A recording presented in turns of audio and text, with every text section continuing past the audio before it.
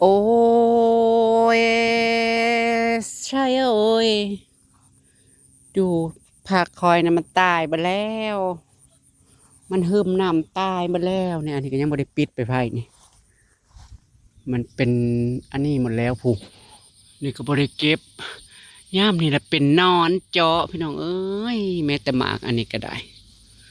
สั่งแมงไม้แมงตอกนี่ไว้ปลูกหน้าแล้งโอ้มันก็ทนน้ำอยู่เนาะ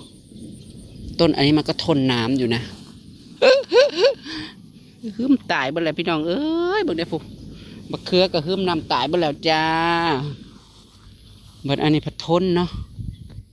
ทนน้ำเนาะมันเนี่ยก็หืมนำตายจ้าคันพ้นยุดตกในสีรอดอยู่มีหมากพร้อมเนี่ยพี่น้องเอ้ยอันตอนรกมากเลยค่ะมีแต่หญ้ามีแต่หญ้าหน้าแรงเนี่ยเขาจะปลูกผักได้ไหมทำไมหญ้าขึ้นจังเลยทั่วกับทั่วบริษัทฝุ่นนี่พี่น้องหญ้าหุ่มแล้วโอ้ยเมืองเนี้ยจะว่ามันสิฟื้นขึ้นสิไม่คอยอยู่บ่มันหึมน้ำวังฝนมันเล็งกระดกกระเดียพี่น้องเอ้ยใบหลอนแกกแสกจ้ะหึมทุกอย่างค่ะแม้แต่หัวก่อคาพริกเพิกกระต่ายเบิดจ้ะฝนตกกระดกกระเดียขนาดว่าอยู่ในโพนมองนี่นะว่าปลูกใส่โพนไว้มันก็ตายค่ะก่อคานี่กะก่อคากระหึมจนเรื่องจอดหลอดป้าดคุยจิรอคือหลายแถวะหลายคุยเลยเด้อในนี่มันโละจีกล้วยก็ไม่ออกมากสักทีเขาก็ได้นอเดียวเบิ่งเนี่ยก่อนนี้ได้3 นอ2-3 นอไม่อยากงามปันใด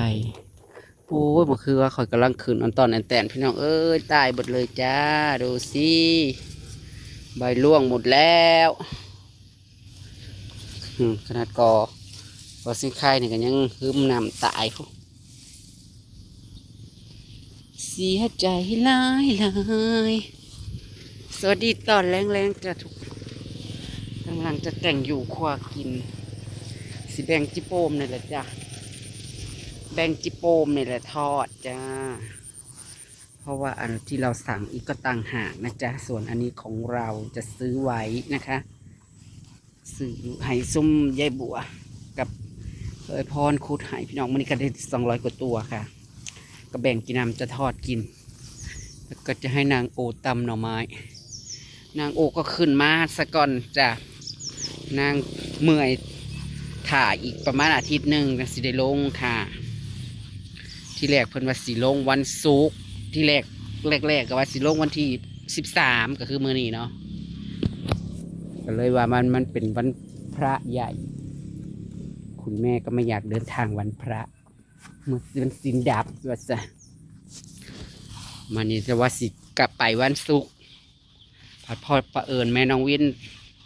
โทรมาบอกว่าให้ไปวันที่19เพราะว่าทางร้านเขาจะปิดเขาจะหยุดลายมือว่าสันหยุดปรับปรุงบ่หรือว่าหยุดอย่างก็จะรู้ลายมือที่ร้านอาหารหยุดปรับปรุงร้านหรือว่ายังไงป้าดรุงโอ้ยเหี่ยวมือสิพี่น้องเห็นบ่รุงกินน้ำรุงกินน้ำจ้าสวยงามตามท้องเรื่องรุงกินน้ำขันเอาน้ำให้กินพันเลนเบิดเลยก็บ่ได้กินแล้วอันนี้คือออกมาพี่น้องเอ้ยได้แต่8 ตัวเขาคือบ่ได้เป็ดไทยน้ำฝนเนี่ยนะเล่นน้ำเลยหน้าวบางนี้ผลขันเอาให้กินพันเลนว่าสั่นมันเสียเอาลงไปใส่ซุ่มนี่ก็ยันแหบกันเป็ด26 ตัวพี่น้องเหลือเป็ด6-7 ตัวกันจักสิรอดบ่รอดเป็นย่างเปอยู่ไม่มีเป็ดเลี้ยงแล้วบ่ได้ขายน้ำหมูหรือเปล่านำเป็ดเราออกไรตัว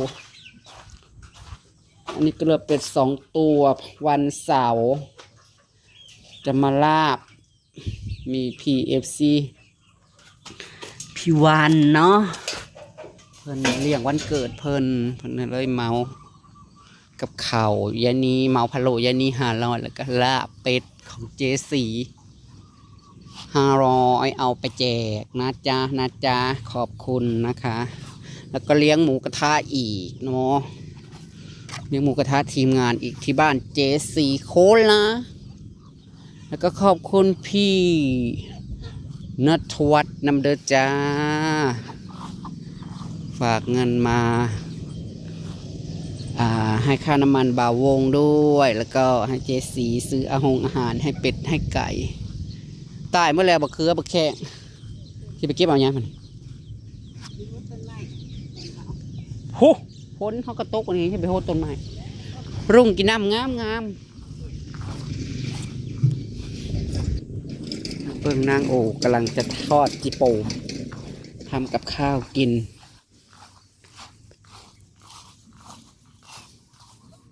โอ้ยฝนกระดกกระดีอ่ะเฮ้ยมันหึมปัดต้นกระเจี๊ยบมันเป็นอย่างมันกระเจี๊ยบนี่ทนยืมมันยังอยู่กับด้านใต้ โอ้ยุงบักหญ้าจะว่ามันสิคืนอยู่จากคันฝนหยุดนี่ทำอะไร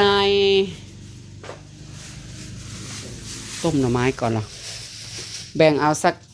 หน่อยหนึ่งเพราะมันตั้ง250 ตัวพี่น้องเลยนางมาตำหน่อไม้กินกับทอดจิโปมอีกค่ะอาหารโปรดตัวนี้5 โมงโอ้เสียดายหวยซื้อเลขไม่ทันเลขงูว่าจะซื้อได้คิดอยากซื้อแต่ว่าซื้อเพราะว่ามันหมดซื้อกับมันซื้อเสียดอยซื้อเป็นได้ดีก็ซื้อนะมาแล้วจ้ามาคิดฮอดเมียคิดฮอดเมียใช่ไหมฮะจะชิมทางไปถามตัวที่ขึ้นมาในพ่อยังเดี๋ยวว่าสิถ่าเลยอาทิตย์เดียวก็ได้ไปส่งแม่เลยเขาที่แท้เลยแท้เลยคิดฮอดเมียเขาบอกกล้าว้าวคิดฮอดเมียก็บอกว่าจะเอาอะไรให้ไอ้คนล่ากินเนี่ยมากละกันเพราะว่าเพื่อนอย่างนั้นเด้ตอนแรกว่าชิมว่ากันขึ้นมืออื่นบัดนี้พอแม่เพื่อนนั่นบ่อยากให้ครับบ่อยากให้ชุ่มข้าวขาดในท่านนี้น้ำมันด่างเลยเลื่อนไปว่าให้มันแดดก่อนละกาไปทั้ง2 นิดโอ้ยยังเป็นสิยุดงานเด้หลานเป็นสิยุดน้องร้านอาหารก็สิยุดลายมือร้านที่เราเฮ็ดนั่นเพราะว่ามันส่วนหน่อยมันสิมีวันหยุดเดละฝ่ายเขาหยุดให้เขาก็หยุดให้หลาย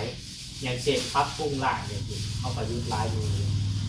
แสดงว่าหยุดปรับปรุงร้านเขาสิขยายร้านนี่ก็จะได้หรือว่าเขาสิหยุดสดเซยเพราะว่าเขาสิพาลูกน้องไปเที่ยวเด้คล้ายๆแบบพักร้อนทุกปีจังซี่หั่นนะเขาพาลูกน้องไปเที่ยวเขาหยุดให้อาทิตย์คือดีแท้เนาะพี่น้องไปให้นั่งต้มน้ำไม้ซะก่อนไปทั้งเขาขนาดเป็นสินค้าหลักต้มน้ำไม้แล้วก็ทอดจิโปมกินแรงกันจ้าคิดฮอดแม่เสียวแต่ว่าจังคิดมานี่นะนางมาเอากล่องจนขำพี่น้องเอ้ยโทรนางเสียวเมื่อจังใดมันสิบอไปเที่ยวลงไปเที่ยวปากเซ่อีกปะเดี๋ยวคุณมาลงอีกไปสิลงวันที่19วันที่19วันที่18มั้งขึ้นมาที่ช่วยเพราะว่าสิไปส่งทำนี่ถ้าไปชนโตนะขอความคิดของข่อยเด้อว่าลงไปอยากแวะในบ้านเจ้าบ้านนี้บ้านเอื้อแล้วไปน้ำแน่แล้วก็จักสิจะไปฮอดไซแน่ว่าสิไปอุบลบ่ว่าสินั่งเครื่องพุ่นบ่หรือว่าสิมาเซารถไปเมารถอยู่พี่ไปเวียดตอนแรกก็เว้ากันว่าถ้านั่งรถมัน10 กว่าชั่วโมงนะมาลานั่งไม่ไหวหรอกนั่งเครื่องไปก็ชั่วโมงคิดไปคิดมาแต่ทัวร์ไปก็ดีนะเพราะว่าเรายังตัดใจบ่ได้ว่าสิไปเครื่องหรือว่าไปรถนางจะไปโกค่ะนางจะไปเที่ยวต่างประเทศนะคะมันกับประเด็นแบบสัมผัสยังอ่ะนะไม่ใช่ค่ะนางจะไปหาปัวฝรั่งที่เวียดค่ะธรรมดานางจะไปตรงโตยเวียดนามไอ้เอ้ยบอกยังก็ยัง100,000ได้ไอ้เอ้ยนั่นเด้ดังๆนะเวียดนามงาม องก็เที่ยวเนาะ อืม ไปถ่ายวิว ไม่เคยไปเวียดนามจ้ะ 90 อ๋อลงสมมุติว่าลงแต่ละจะสิไปทางผลเลยบ่ นี่แหละ ขามอุบลไปขึ้นเครื่องอุบลตาทิมลูกไปจักมือเครื่องเดือนไปอีกหน้อย เขาบ่ฮอด ไปเนี่ยเที่ยว อยาก ไป เขาเบิ่งงัวเบิ่ง บออะไรสมมุติไปอะไรสิกลับมาก่อนเล่าเหรอเลยยังสี่เรือนอะไรคือกลับมาพร้อมกัน มาพบกัน อ๋อ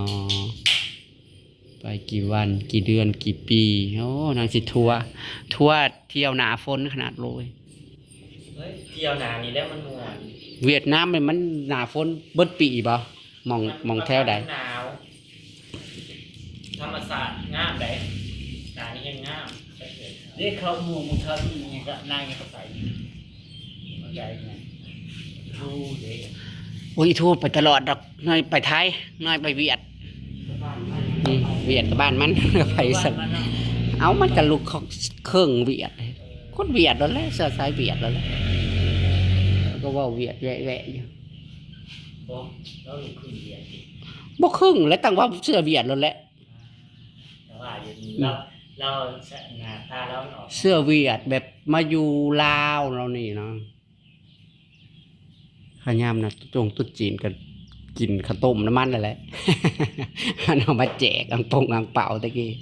อันนี้ต้องใช้โตเนาะเป็นโต อันนี้ของสาวรรค์ของสาวรรค์อันนี้ของอมรามักกระดิ่งใส่สอยคำไปเบิ่งหน่อยไหมต้มหน่อไม้จ้ะนะ มันก็เฮ็ดจริงๆว่ะ ชิทอดจิโปม กินเขาแล้วก็จะกลับไปเนี่ย ทอดจิโปมกินกับตำหน่อไม้กับป้าคลองไว้นี่ก่อนไปซื้อซะก่อนป่วยซะก่อนในรถนะซื้อของปฏิฟ้ามาใส่ขี้กิโลฉันก็ใส่กระโปรงซ้ำได้ไหมคะ โอละนอเลี้ยวยากเลยน้อยเลี้ยวมาได้จ้ะเห็นอะไรบาทนี่บ่มียางหัดหาเสือกมัดให้แล้วข้างหลังโอ้ย มันใส่ถ่ายข้างหลังมันเลี้ยวบ่ได้ได้น่ะ บ่ได้น้อยบ่ได้ ตั้งคืนเอาตั้งคืน ตั้งบ่มีอย่างรัดบ่ ประจับเอาใส่ทางหลังด้วยเอาว้าว ปัดสิเข้าโค้งกับพ่อนเนา เอาไปใส่หลังเบิ้งไปใส่ทางหลังเบิ้งสิหาเสือกนั่น บ่ได้เอาอะ บ่ได้เราเก่งคืออย่างนี้เชียวบ่ได้บีบแก้แต่ผู้ชายหน่อยไปผู้ชายโอ้ย บ่รอดกูห่างนะมึงเด้มึงสิจังจะเมื่อนั้นบ่ ปัดสิเดียวอีกเดียวมึงทางนี่บ่สิเดียวทางนี้ เอ้าหากคันมันไปตรงๆมันได้อยู่ดอกหันเวลาเลี้ยวนั่นติคอยเด้อ โอ้ยทางนี้ทางโตทางสองใส่โต เอามันเก่งเนาะ มึงจับรถหัน ตามือลง เน่าเอ้ยย่านเด้โคลามากเด้อกับพนทางน่ะเด้อบ่หลาบตายบ่หลาบเด้อเข้ามาแม่เข้ามาเมื่อบักดีโดเมื่ออันมากเล่นเลยในหนทางนั่นเข้ามาหอมจังเลยพี่โป่งแซ่บๆจ้ะ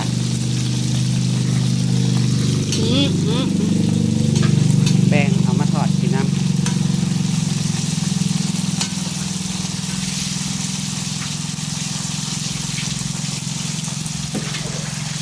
กับสิตำหน่อไม้ของนางเหมือนเดิมจ้า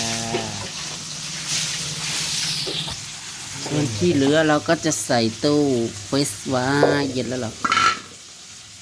เย็นแล้วเราใส่ถุงไว้